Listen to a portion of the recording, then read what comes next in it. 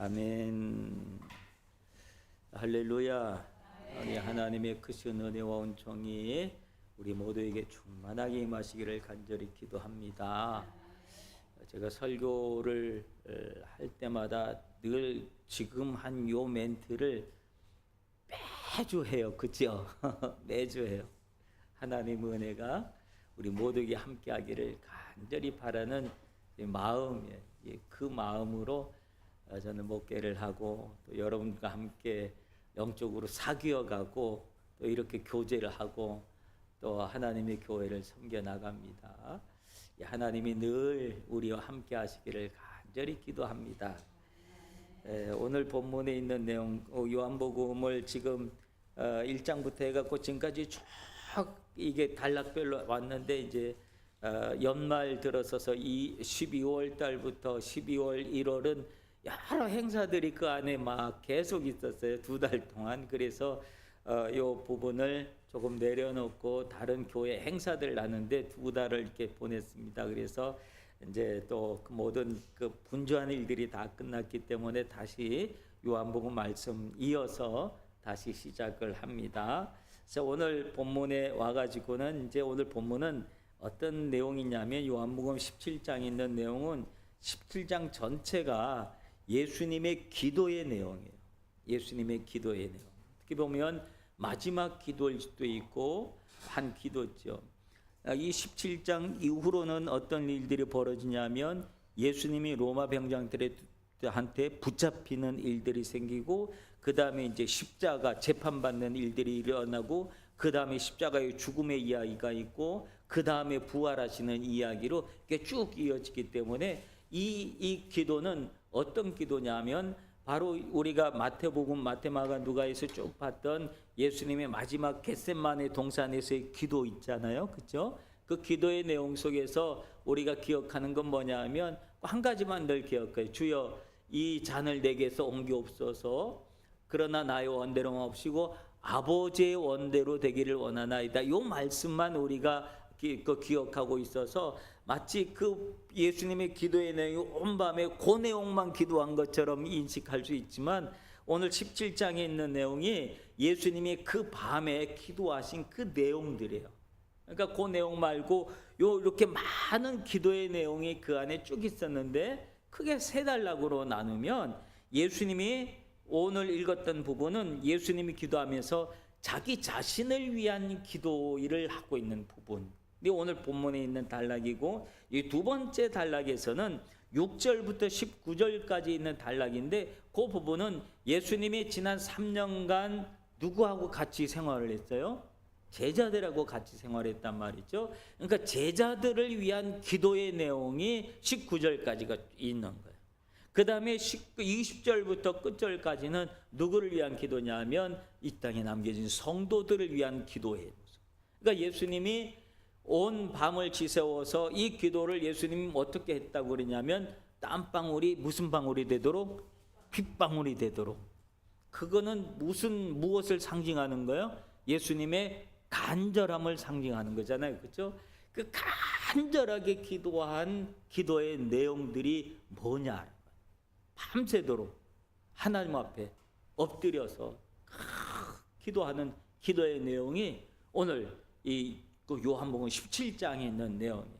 그래서 오늘부터 해가지고 3주 동안은 이 예수님이 17장에 있는 부분, 예수님이 자기 자신을 위한 기도, 그 다음에 다음 주에는 제자들을 위한 기도, 그 다음 주에는 성도들을 위한 기도의 내용을 한번 보면서 예수님의 기도의 내용을 통해서 함께 은혜를 받고자 해요. 그래서 오늘 부분은 어떤 부분이냐면 예수님 자기 자신을 위한 기도를 하고 있는 그런 내용을 봅니다. 근데 여기 보면 예수님이 1절에 보면 예수님께서 이 말씀을 하시고 얼굴을 어떻게 눈을 들어 어디를 봤다 그래요? 하늘을 우러러 보셨다. 하늘을 우러러. 근데 한번 성경 한번 찾아보고 마태복음 26장 한번 찾아봅시다. 마태복음 26장 39절. 마태복음 26장 39절을 한번 찾아봅시다. 마태복음 26장 39절. 26장 39절. 예. 마태복음 26장 39절은요. 47페이지에 있어요.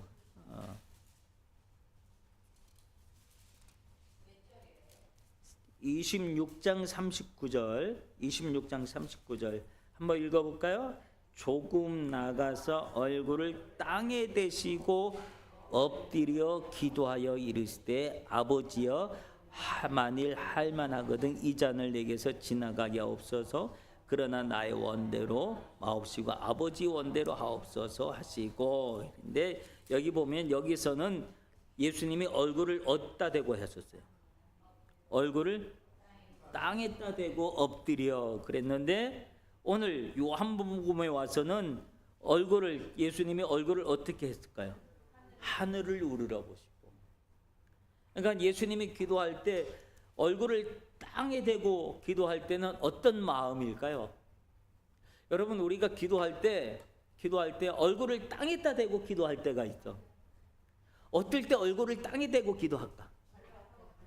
절박하고 간절할 때. 그리고 또 어떨 때 땅을 대게 할까? 예? 왜? 얼굴 못 들 때 있잖아요. 얼굴 못 들 때 있잖아. 긍휼을 구할 때 얼굴을 못 들겠어. 너무 창피하고 민망하고 그래서 얼굴을 못 들겠어. 그때는 우리가 얼굴을 땅에다 쳐박고 있어. 얼굴 좀 들어 그럴 때잖아요. 얼굴을 가리기도 하고 그래. 그때 그 기도는 뭐냐면 예수님의 그때 얼굴을 땅에 대고는 인간 예수의 모습이에요. 인간 예수. 그래서 마태복음에서 뭐래? 이 잔을 내게서 옮겨옵소서라고 하는 말은 뭐예요? 인간 예수의 모습이에요. 인간 예수. 오늘 우리가 인간 예수의 모습, 예수님의 모습인 것처럼 우리 인간적인 부분들이 드러나고 인간적인 죄악이 드러날 때는 하나님의 얼굴을 못 봐요. 우리가. 그래서 땅에 대고 하는 거예요. 땅에 대고. 제가 그 전에 초창기 때 그런 일이 있었어요. 전도하다가 경찰에게 붙잡힌 적이 있었어. 예, 찌라시를 만들어가지고 전부사 때 붙였는데 그게 현행범이더구만요. 나는 몰랐어. 다른 이상한 찌라시가 많잖아요. 많이 붙여 있잖아요. 그래서 나도 붙여도 되는 줄 알고 붙였는데 이거 현행범으로 붙잡혔네. 엔티티 전화국 제자도 있고 허락 안 받고 무단으로 이게 붙였다고 현행범으로 붙여서 경찰서에 붙잡혀간 적이 있었어요. 붙잡혀가 가지고 있었는데 그때 같이 있었던 집사님이 있었는데 그분이 도망을 갔어. 남자 집사님 같이 했는데 그분이 도망가고 나만 붙잡혔어. 나만 붙잡혀가지고 하여튼 그분이 이제 옛날이니까 한 30년 전이니까 그때는 오버스테 하신 분들이 많았잖아요. 그분이 그랬어. 그래서 그분이 오버스테 했기 때문에 경찰에 붙잡히면 안 되니까 도망을 갔다. 그리고 나 혼자 붙잡히고 그래갖고 경찰서에 붙잡혀 갔는데 고개를 못 들겠더라고요. 그래갖고 하나님 이거 어떡하나 막 기도하다 그랬더니 에이 어떡하나 주님이 그런 것 같아. 너 눈 감고 그냥 있어라 그래 것 같아가지고 내 눈을 딱 감고 고개를 폭 숙이고 있었어. 그러니까 폭 숙이고 있으니까 한참 한 30분 정도 됐나 했더니 경찰이 하는 얘기가 눈 뜨고 고개 들을래. 그래서 이제 눈 뜨고 고개를 들었던 그런 일이 있어요. 여러분 우리가 고개를 푹 숙일 수밖에 없을 때가 있어요. 예수님이 인간의 모든 죄악을 다 짊어지고 이제 그 십자가를 져야 되는데 그러다 보니까 하나님 앞에 너무 마음이 무거운 거예요. 그리고 자기 한편으로는 내가 무슨 죄가 있어서 그런 마음도 있을 거 아니에요. 그렇죠? 예수님은 십자가에서 온 인류의 죄를 짊어지셨지만 그러나 죄는 없으신 분이시니라 그랬잖아요. 그 예수님이 무슨 죄가 있었어요. 그러니까 인간 예수의 모습이니까 그런저런 생각들이 복잡하게 있을 거 아니에요. 그래서 하나님이 이 잔을 내게서 옮기옵소서라고 기도했던 그 모습이에요. 그런데 예수님이 그렇게 막 기도하시다가 오늘 본문에 있어 와가지고는 어떤 거냐면 눈을 들어 하늘을 우러러보세요. 눈을 들어 하늘을 봤을 땐 어떤 모습이냐면 예수님이 그 안에 있었던 모든 갈등들 이런 것들이 기도하면서 뭐가 됐을까요? 해소가 된 거예요. 해소가 되고, 그리고 난 다음에 십자가의 물, 그러나 나의 원대로 마옵시고 아버지의 원대로 되기를 원하나이다, 그렇게 기도하셨잖아요. 하나님의 원, 하나님의 뜻이 무엇인지 예수님이 아셨기 때문에 그렇게 기도를 한 거예요. 하나님 뜻이 무엇인지. 그러니까 예수님께서 오늘 본문에 있어서는 그 하나님의 뜻을 알기 때문에, 하나님의 뜻을 안 그 시간은 예수님이 얼굴을 땅에 두고 엎드릴 수가 없어요. 이제는 어떤 모습이냐면 눈을 들어 하늘을 우러러. 여기는 뭐냐면 이제 예수님 마음속에 알겠습니다, 아멘, 주님의 뜻대로 내가 따르겠습니다, 순종하겠습니다라고 하는 그 자기 결단이 있었단 말이에요. 그 자기 결단이 있었기 때문에 얼굴을 하늘을 우러러 본. 그리고 거기서 무엇을 생각했냐면 하나님의 영광을 생각하셨다. 하나님이요. 우리가 고개를 들었을 때는 우리 안에 뭐가 있냐면 당당함이라고 하는 게 있는 거예요. 여러분, 고개를 푹 숙이고 있던 사람이 고개를 딱 들었을 때는 어떨 때 고개를 들어요? 내 이미 마음에 그래 알았어, 마음의 결정을 다 했을 때, 모든 일들을 내가 받아들이기로 작정했을 때, 그때 내가 당당하게 고개를 들은 거야. 그리고 떳떳하게 그래서 뭐 어쩌라고. 그렇죠? 고개를 들을 땐 그런 의미가 있는 거예요. 고개. 예수님이 눈을 들어서 이제 모든 인류의 죄악을 내가 대신 담당하겠습니다, 이제 고개를 들어서 그 다음 일을 위해서 기도하는 거예요. 그 다음 일에 대한 이야기가 오늘 여기 뭐라고 나와 있어요? 보면은 때가 이름에 1절에 보면 아버지여 때가 이르렀사오니 아들을 영화롭게 하옵소서, 아들로 아버지를 영화롭게 하게 하옵소서 하면서 예수님이 무슨 말씀을 해요? 때가 이르렀음을 고백하는 거예요. 때가 이르렀음을. 즉 예수님이 지금 때가 이르렀음이라고 하는 말은 모든 것이 하나님의 뜻, 하나님의 때에 따라서, 하나님의 시기에 따라서 모든 스케줄들이 이렇게 움직여지는 것을 예수님이 아신 거지요. 아, 지금은 이때구나. 그래서 예수님이 사역하시면서 어떨 때는 일부러 때가 되지 않았을 때는 일부러 피하기도 하고, 바리새인들이나 이런 사람들, 제사장들 막 이런 사람들 일부러 피하기도 하고, 자기한테 시비 거는 사람들 많았잖아요. 예수님께 시비 거는 사람이 얼마나 많았어요. 근데 시비 거는 사람을 다 피하기도 하고 그렇게 했다고요. 근데 어떨 때는 당당하게 나타나기도 하고. 왜 그러셨냐면 예수님은 때를 따라 움직이기 때문에 그래요. 시대를 볼 줄 알고 시기를 볼 줄 알고 하나님의 때를 아는 그런 영안이 있으셨기 때문에, 그래서 하나님의 때가 지금이구나 라고 하는 그 때를 알았기 때문에, 내가 지금 하나님의 때는 내가 피할 수 있는 게 아니구나 라고 하는 것을 아셨기 때문에 피하지 아니하고 당당하게 받아들이신. 예수님은 십자가를, 죽음의 문제를 당당하게 받아들이신 분이에요. 우린 어떻게 해서든지 어려운 일이 있으면 그걸 피해 가려고 하잖아. 어떻게 해서든지 그때를 늦추려고 하고, 어떻게 해서든지 그걸 만나지 않으려고 그러잖아요. 그런데 만나지 않고 피해가면 문제는 그대로 있어요. 그러나 당당하게 부딪히면 그 문제를 해결할 수가 있어. 그래서 어떨 때는 무슨 일이 있으면 자꾸 피할 생각하지 말고 정면으로 부딪힐 생각도 해보세요. 그러면 부딪히면 내가 생각했던 문제들이 사실 일어나지 않을 때가 더 많아. 왜 내가 부딪히지 않냐면 겁이 많으니까 부딪히지 않으려고 그래. 두려우니까 부딪히지 않으려고 그래. 근데 겁이 많고 두려울 때, 예수님도 겁이 많고 두려워서 기도하셨잖아요. 인간 예수님이에요. 우리가 가지고 있는 두려움, 겁 이런 거 예수님도 다 갖고 계셨어요. 그래서 기도하신 거예요. 근데 그렇게 기도하고 났더니 마음에 뭐가 생겼어요? 담대함이라고 하는 게 생겼고, 그리고 현실을 받아들이는 마음도 생겼고, 하나님의 때를 웃게 이래로 받아들일 마음의 준비도 하셨고, 그런 거야. 그래서 때가 이름에 이제 하나님의 때가 됐습니다. 내가 이걸 피하지 않고 받아들이겠습니다. 그리고 그 때를 무엇으로 승하시냐 하면 때가 이르러사오니 아들을 영화롭게 하사 아들로 아버지를 영화롭게 하게 하옵소서. 이게 무슨 말일까요?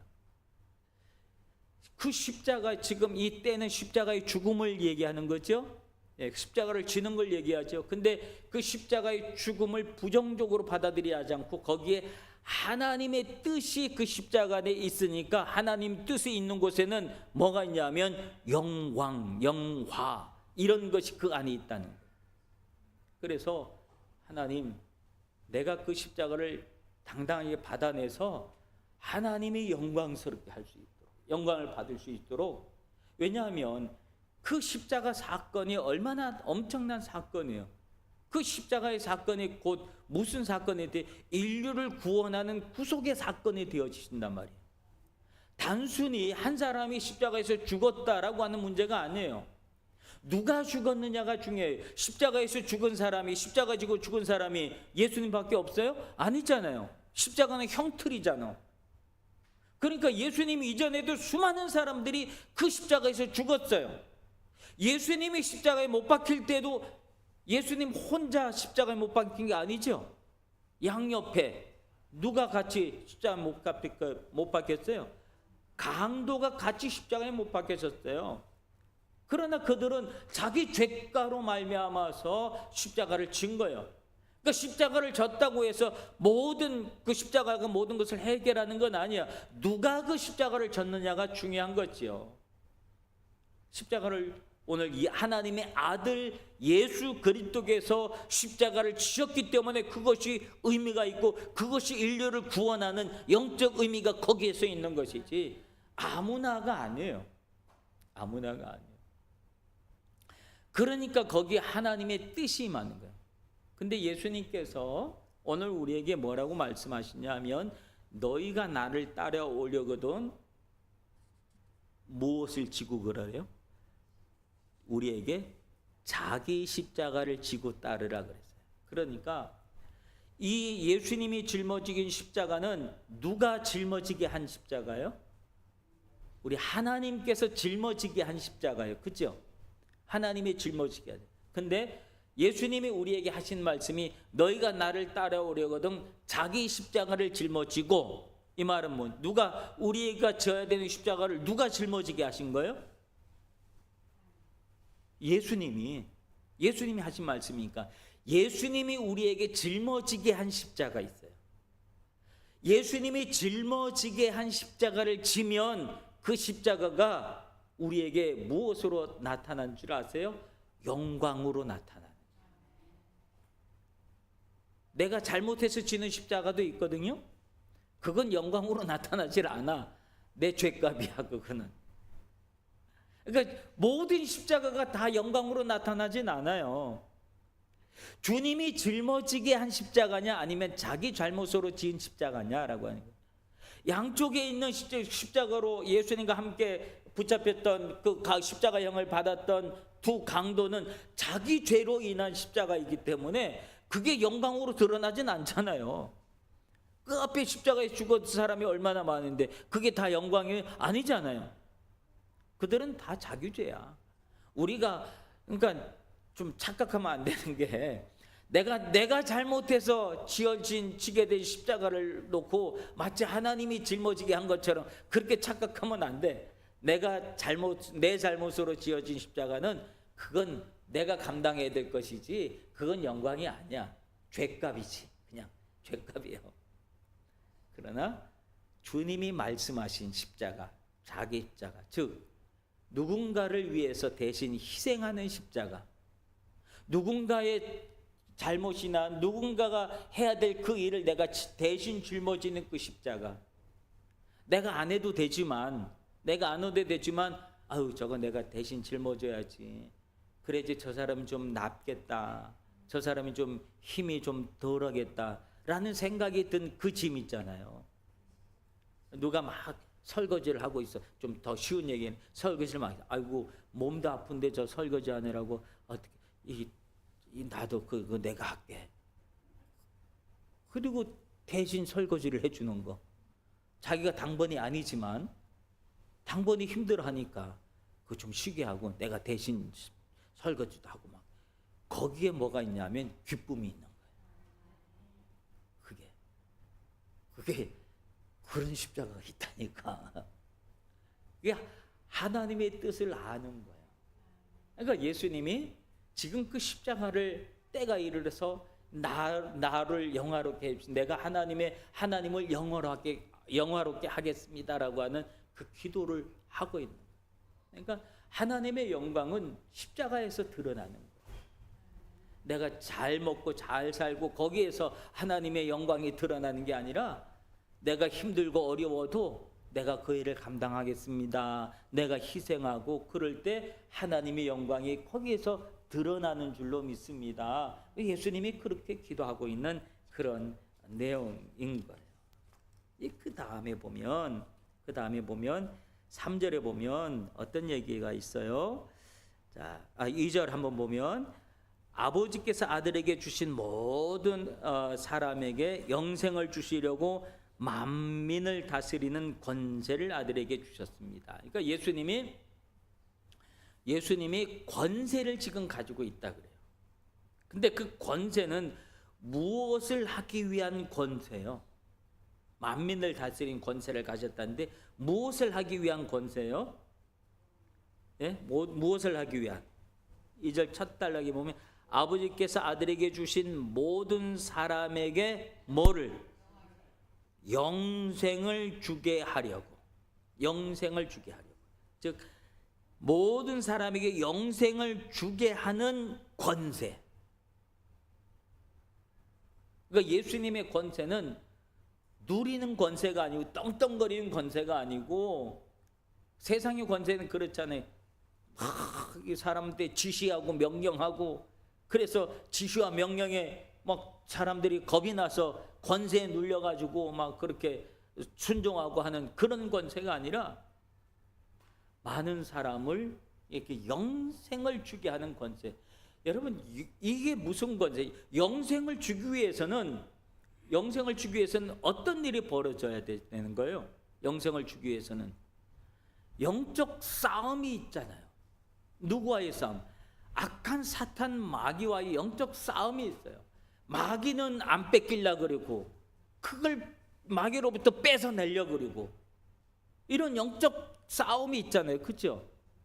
그때 예수님께서 그 영적인 권세를 가지고 내놔, 내 아들이야, 내 딸이야, 하나님의 자녀야, 하나님이 택한 백성이야, 내놔라. 이게 권세예요. 예수님이 그 권세를 가지고 오늘 우리에게 주신 것은 뭐냐면 영생이라고 하는 거예요. 근데 영생이 뭐냐? 오늘 성경은 영생이 무엇인지 분명하게 이야기했어요. 3절 한번 읽어봅시다. 3절. 자, 3절 시작. 영생은 곧 유일하신 참 하나님과 그가 보내신 자 예수 그리스도를 아는 것이니이다. 자, 영생이 뭐예요? 영생이 뭐예요? 우리가 알고 있는 영생과 예수님이 지금 말씀해 주신 영생은 다르죠. 영생은 영원히 사는 게 영생인데, 영원히 산다는 것의 의미가 뭐냐라고 하는 게 성경이 오늘 예수님이 가르쳐 주신 기도하신 기도의 내용 중에 하나예요. 뭐냐면 영생은 곧 유일하신 참 하나님과 그가 보내신 자 예수 그리스도를 아는 것이 영생이에요. 즉 여기서 안다라고 하는 말은 지식을 얘기하는 게 아니에요. 내가 무슨 공부를 해가지고 지식적으로 공부해가지고 많은 지식을 얻는 것, 그걸 우리가 지식을 습득하는 걸 안다라고 그런 의미를 쓰기도 하지만, 그런 의미가 아니고 여기서 안다라고 하는 의미는 인격적으로 안다라고 하는 그런 의미예요. 원어적으로 더 큰 의미는, 이 안다라고 하는 의미는 부부관계를 이야기해요. 그래서 부부관계를 통해서, 그런 부부관계를 하면 그 사람에 대해서 서로 간에 다 아는 거야. 부끄러움이 없이 다 아는 거예요. 그 의미예요. 즉 인격적으로 서로 아는 관계를 얘기해요. 즉 하나님과 예수 그리스도에 대해서 인격적인 만남이 있고 서로 존중하고 존경받고 사랑받는 그런 이 사귐이 있고 그걸 안다라고 하는 거예요. 그런 사귐이 있고 하나님에 대해서 예수님에 대해서 그 정도의 인격적으로 모든 것을 아는 그런 관계가 되었었을 때 그것이 곧 무엇이라고 얘기해요? 영생이다라고. 그러니까 예수님이 말씀하신 영생의 의미가 우리 같이 그냥 영생 그냥 영원히 사는 것 그렇게만 단순하게 생각했는데 그 의미가 조금 더 새롭게 와닿죠? 예, 새롭게 와닿죠. 예수님에 대해서 우리가 하나님에 대해서 얼만큼 아냐? 지식적으로 아는 상태냐? 성경을 그냥 많이 읽고 성경 공부를 많이 해가지고 하나님이 어떤 분, 예수님이 어떤 분, 성경적으로 몇 장 몇 절에 무슨 말씀이 있고 몇 장 몇 절에 무슨 말씀이 있고 그걸 암송하고 그렇게 해가지고 내 하나님에 대해서 많이 알아. 내가 나한테 다 물어봐. 내가 다 대답해 줄 수 있어. 그리고 이제 아는 건 뭐냐 하냐면 그 지식 자랑하는 거거든. 성경 지식 자랑하거든. 그러니까 성경 지식 자랑을 통해서는 영생을 이룰 수 없다는 거예요. 그러니까 영생은 지식을 통해서 얻을 수 있는 것이 아니고 무엇을 통해서 얻을 수 있는 거예요? 믿음을 통해서 얻을 수 있는 건데 여기서 이 말하는 안다라고 하는 의미가 곧 믿음이라고 하는 의미로 우리가 받아들여지는 거예요. 그 믿음이 있으면 그가 어떤 분이든 아멘. 내가 이해를 하는 분이든 이해를 하지 못하는 분이든 아멘. 우리가 하나님의 뜻을 다 알아요? 잘 모를 때가 얼마나 많아요. 그러니까 우리 잘 모르니까 맨날 헷갈리고 그런 거 아니에요. 그리고 이게 하나님 뜻인가 아닌가 맨날 그러고 내가 이대로 사는 게 맞나 틀리나 맨날 그러고 그렇잖아요. 근데 그럼에도 불구하고 내가 이해가 되지 않아도 불구하고 아멘. 이게 주님의 뜻인 줄 내가 압니다. 믿습니다. 그런 사람에게 영생이 주어지는 거예요. 영생. 그리고 그 다음에 하신 말씀이 뭐냐면 4절에 보면 아버지께서 내게 하라고 주신 일을 내가 이루어 아버지를 이 세상에서 영화롭게 하게 하셨사오니 아버지와 창세전에 내가 아버지와 함께 가졌던 영화로서 지금도 아버지와 함께 나를 영화롭게 하소서. 여기 보면 무슨 말씀이 있어요? 아버지께서 내게 하라고 주신 일. 아버지께서 내게 하라고 주신 일. 그 일이 뭘까요? 하나님이 예수님께 너 이 일을 하기 위해서 내가 너를 보냈어. 그 사명을 주신 거잖아요. 그렇죠?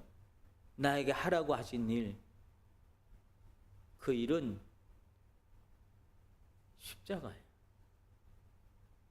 너 가서 죽어야 돼. 그거야.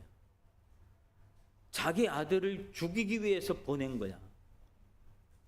자기 아들을 죽이기 위해서. 그게 하나님께서 아버지가 하라고 한 일이야. 너 죽을 수 있어? 너 죽을 수 있어? 그게 얼마나 어렵고 힘든 일이에요. 근데 예수님이 그 일을 받아들였다.